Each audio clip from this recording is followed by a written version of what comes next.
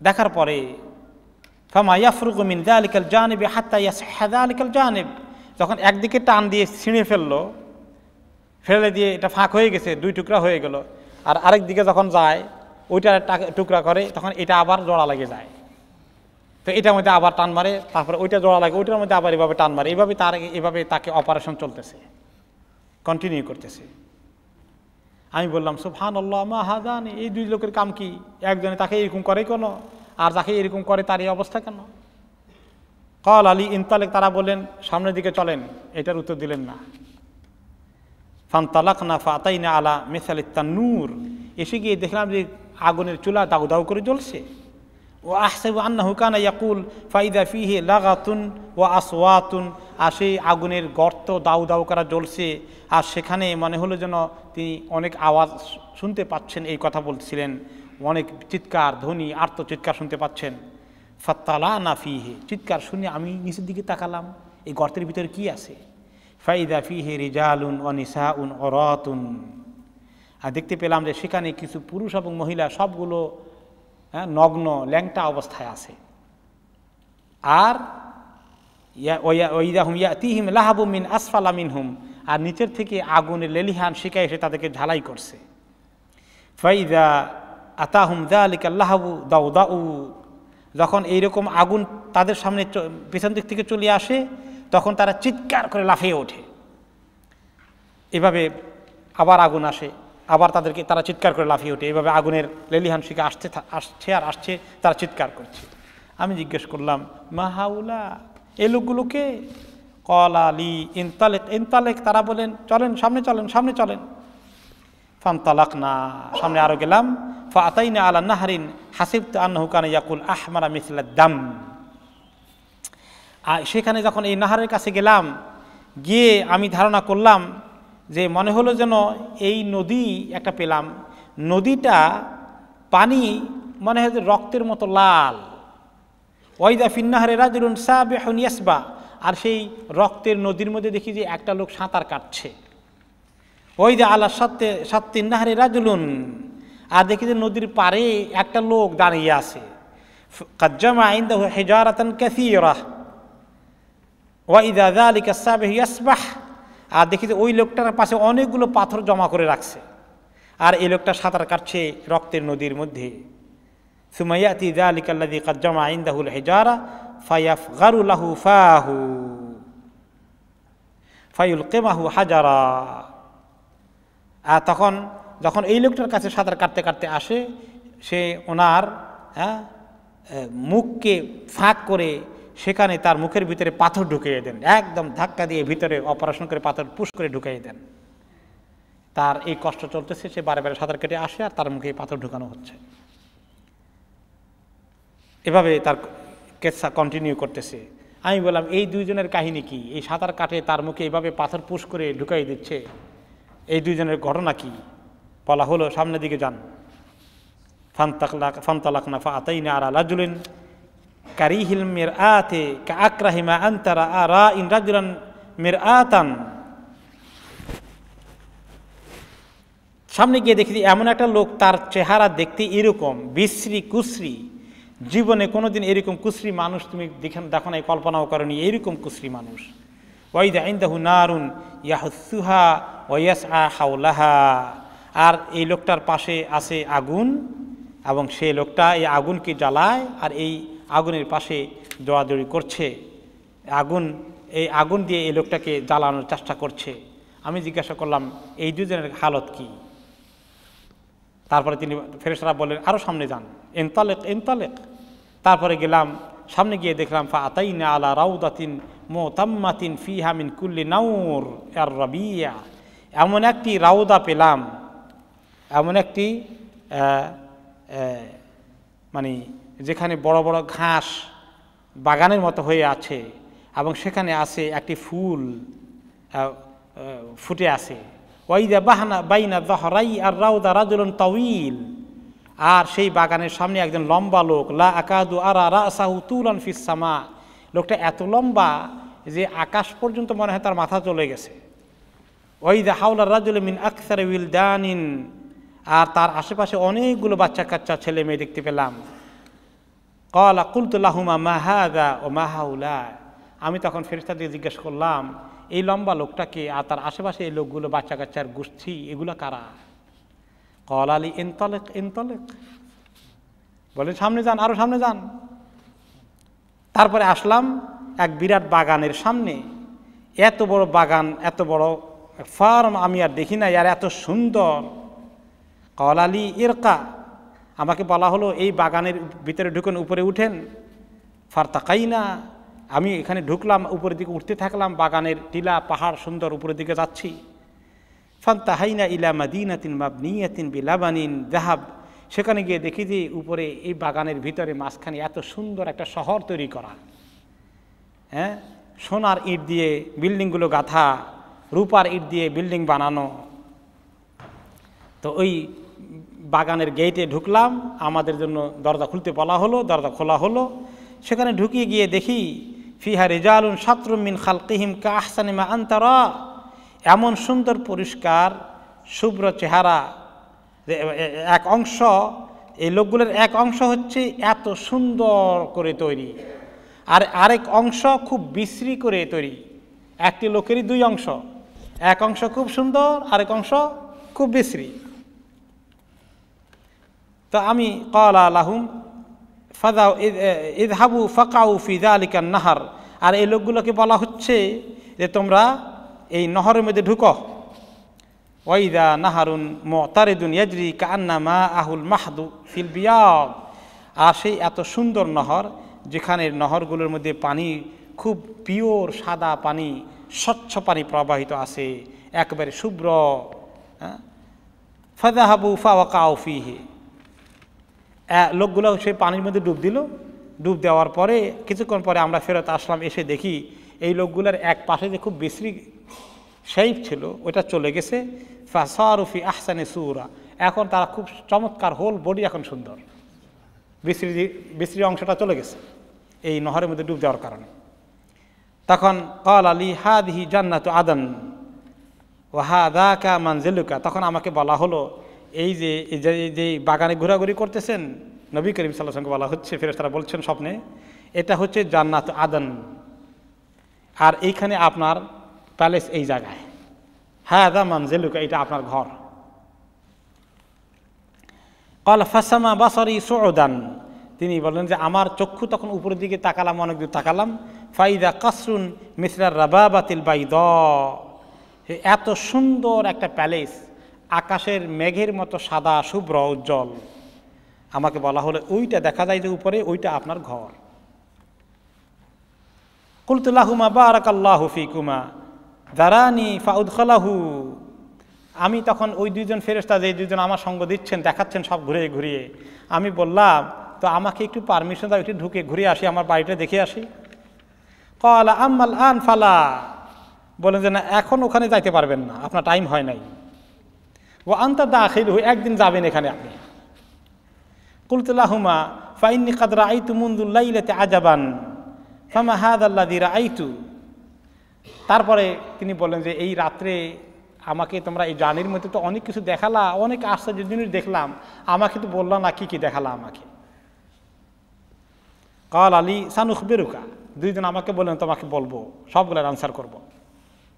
আমার রাজুল আউয়াল, এই যে প্রথম লোকটা তাকে দেখতেছিলে যে তাকে পাথর হাতে আরেকজন তাকে মাথা গুঁড়ো করে দিচ্ছে, সেই লোকটার খবর কি জানো?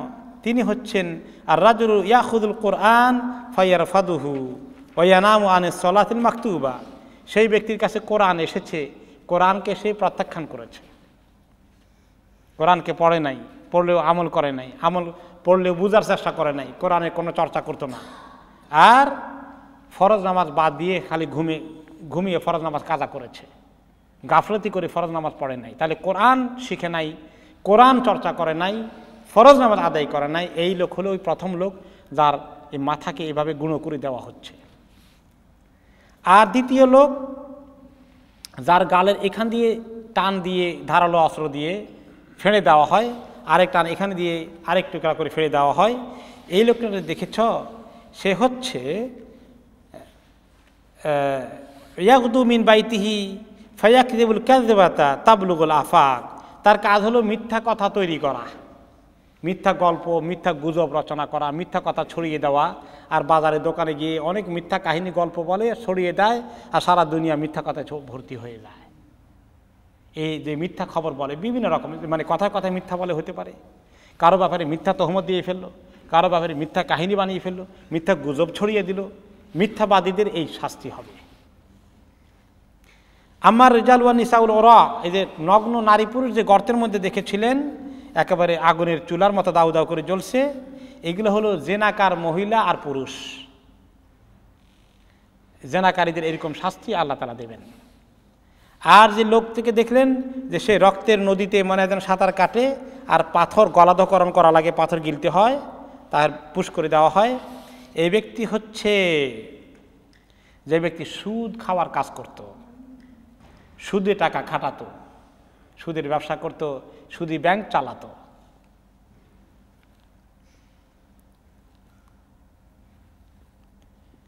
আর যেই ব্যক্তি দেখেছেন তার চেহারা খুবই বিভৎস, কোনো দয়া মায়া নেই, ভয়ার্ত চেহারার অধিকারী, আর শুধু আগুনকে জ্বালায় আর রেডি করে, ফু দিয়ে দিয়ে আগুনকে শুধু জ্বালাচ্ছে, তিনি হচ্ছেন খাজিনু জাহান্নাম, ওই ফেরেশতা যাকে আল্লাহ তাআলা জাহান্নামের দারোগা বানিয়েছেন। আর যে লম্বা লোককে দেখলেন যে একদম আকাশের দিকে মাথা পর্যন্ত চলে গেছে, তিনি হচ্ছেন ইব্রাহিম আলাইহিস সালাতু ওয়াস সালাম।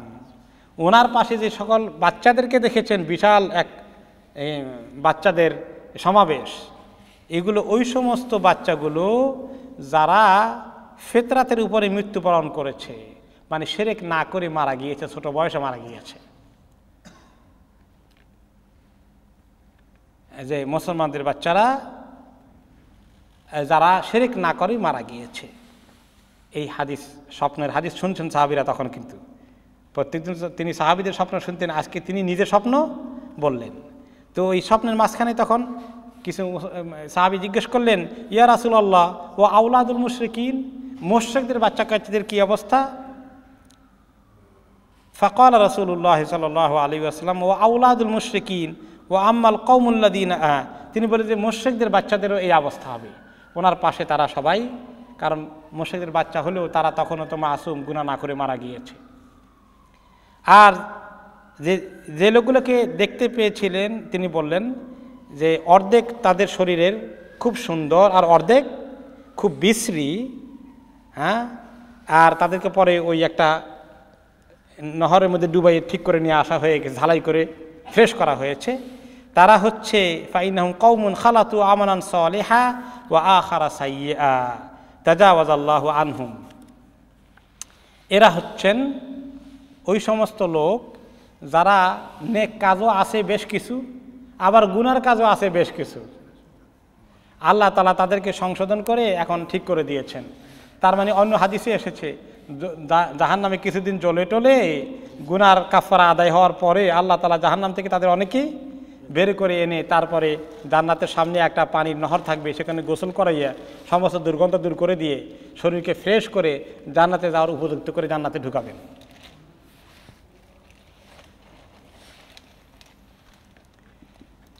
এখন আপনারা দেখতে পাচ্ছেন যে এই যে বারজাখের মধ্যেও অনেক শাস্তি আছে।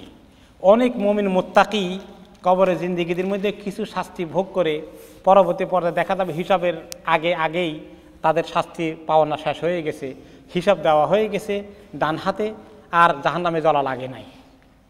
কিছু আছেন যে খুবই নেককার, কিন্তু অল্প একটু গুনাহ আছে, আল্লাহ একটু শাস্তি দিতে চান, তার মৃত্যুর সময় বাকি সে শাস্তিটা কমপ্লিট করে দিয়ে খালাস, আর কোনো অসুবিধা নাই, কিন্তু মৃত্যুর কষ্ট একটু ভালো করেই দিবেন। কিছু আছে মৃত্যুর কষ্ট দিবেন না, কিন্তু তার একটু ধোলাই করা দরকার। ধোলাই করার জন্য তার মৃত্যুর আগে এমন অসুখ বিসুখ দিয়ে এমন কষ্ট দিবেন যে একেবারে মৃত্যুর আগে গুনাহ খাতার সমস্ত পাওনা কাফারা আদায় হয়ে পাক সাফ হয়ে মৃত্যুবরণ করবে। সুবহানাল্লাহ। কিছু আছে যে দুনিয়ার মধ্যে আল্লাহ তাআলা মৃত্যুর আগেই এই যে আমাদের বিপদ আপদ ঘটে, অসুখ বিসুখ হয়, মুসিবত আসে, প্রত্যেকটাই আমাদের গুনাহ মাফ হওয়ার কারণ হয়ে যায়। এইভাবে করে পর্যায়ক্রমে আল্লাহ তাআলা কিছু লোককে গুনাহ শাস্তি থেকে সংশোধন করার, ইসলাহ করার, পাক পবিত্র করার ব্যবস্থা করেন। আল্লাহ তাআলা কত করিম এবং রাহিম। কিন্তু পাশাপাশি এই যে মৃত্যুর কথা আল্লাহ তাআলা বললেন, নবী করিম সাল্লাল্লাহু আলাইহি ওয়াসাল্লাম হাদিসে আসলো, কবরের জিন্দেগির কথা আসলো, সাকারাতুল মাউত। আল্লাহ তাআলা কোরআনে পাকে বলেছেন, ওয়াজাআত সাকরাতুল মাউত বিল হক যালিকা মা কুনতা মিনহু তাহিদ। এই সাকরাতুল মাউত এসে গেছে, এটা হক, এটা হকের কথা, হক জিনিস আসবেই। এটাকে তুমি পালানোর চেষ্টা করেছিলে, পালানোর জন্য মানুষ মরতে চায় না। অসুখ হয়ে গেলে ডাক্তার, কবিরাজ, অপারেশন, বাংলাদেশে না কুলালে ইন্ডিয়া যায়, ইন্ডিয়া না কুলালে সিঙ্গাপুর যায়, ব্যাংকক যায়, তা না কুলালে কয় লন্ডনে যায়, আমেরিকা যাও, তারপরে মরতে চায় না। যালিকা মা কুনতা মিনহু তাহিদ। এখান থেকে পালাতে চেয়েছিলে, কিন্তু সিঙ্গাপুর গিয়েও মরা লাগে, লন্ডনে আসলেও মরতে হয়, লন্ডনে মানুষও মরে, পালানোর উপায় নাই। এই সাকরাতুল মাউত হক, এই হক থেকে বাঁচার জন্য আল্লাহ তাআলা আমল তৈরি করার জন্য আমাদেরকে তৌফিক দান করুন। আর এই কবরের জিন্দেগির আযাব থেকে আল্লাহ তাআলা আমাদেরকে বাঁচিয়ে দিন। আল্লাহুম্মা ইন্না নাউযু বিকা মিন আযাবিল কবর ওয়া নাউযু বিকা মিন সাকারাতিল মাউত। দুই একটা প্রশ্ন নিয়ে আমরা ঠিক 6:30 শেষ করে দেব। আমার কাছে 6:30 নিয়ে মুসলিম অ্যাপয়েন্টমেন্ট আছে ইনশাআল্লাহ, যদি না থাকে আছে। জি,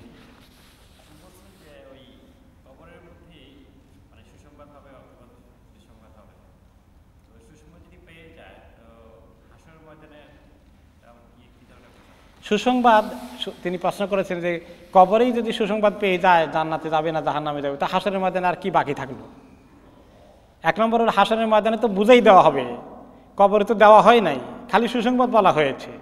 সুসংবাদ আছে, এখন কি হিসাব নিকাশ কত আছে এটা পরিপূর্ণ বুঝিয়ে দেওয়া এক জিনিস, আর এমনি সুসংবাদ বলে দেওয়া এক জিনিস। যখন দাঁড়ি পাল্লায় ওজন করার এবং সব কিছু হাতে কলমে প্র্যাকটিক্যালি পাবে, আমলনামা হাতে এসে গেছে এবং সবাইকে রেজাল্ট দেখাতে পারছে, এইটা তো বিরাট ব্যাপার। এই জন্য সুসংবাদ পাওয়ার পরে তিনি কি বলবে যে আল্লাহ জলদি করে কিয়ামত কায়েম করে ফেলেন, সবাইকে যেন আমি খবরটা বলতে পারি। তাহলে এনজয় করার টাইম এখনো আসে নাই। ওই হাসরের ময়দানে আল্লাহ তাআলা প্র্যাকটিক্যালি যখন দেবেন, ওইটার যে এনজয় করা, হ্যাঁ, ওইটা তো এখনো আসে নাই। এটা মাত্র একটু সুসংবাদের ইঙ্গিত আছে এখানে। আর এরকম সুসংবাদের ইঙ্গিত তো মৌতের সময়ও আছে। মৌতের সময় ফেরেশতারা আসে কি বলবে? হ্যাঁ, ইন্নাল্লাযীনা ক্বালু রাব্বুনাল্লাহু সুম্মা ইসতাকামু তাতানাজ্জালু আলাইহিমুল মালাঈকাতু আল্লা তাখাফু ওয়া লা তাহজানু ওয়া আবশিরু বিল জান্নাতিল্লাতী কুনতুম তুআদুন। হ্যাঁ, যারা কি করেছে? ঠিক মতো বলেছে রব্বুনাল্লাহ, আমি আল্লাহকে রব হিসাবে কবুল করে ফেলেছি এবং এই কথাকে আমল করেছে। সুম্মা ইসতাকামু, এই কথার উপরে টিকে থেকেছে, যা আমল করা দরকার সব করেছে, নড়াচড়া করে নাই। লোভের, হ্যাঁ, খায়ের সাথে নাফসানির পূজা করার জন্য এদিকে সেদিকে দৌড় দেয় নাই, একেবারে হক সিরাতুল মুস্তাকিমের উপরে, শরীয়তের উপরে টিকে থেকেছে। তাদের মৃত্যু সময় হয়ে গেলে তাতানাজ্জালু আলাইহিমুল মালাঈকা, সুসংবাদ দানকারী ফেরেশতারা তাদের কাছে হাজির হয়ে যায়। সেখানেও সুসংবাদ দেয়। কি সুসংবাদ দেয়? আল্লাহ তাখাফু, বলে যে মৌত আসতেছে তোমার সামনে, মালাকুল মৌত দেখেছ, কোনো ভয় নাই, তোমার ভয় নাই। আল্লাহ তাখাফু ওয়া লা তাহজানু, এরপরে কি ঘটবে কোনো দুশ্চিন্তা করো না।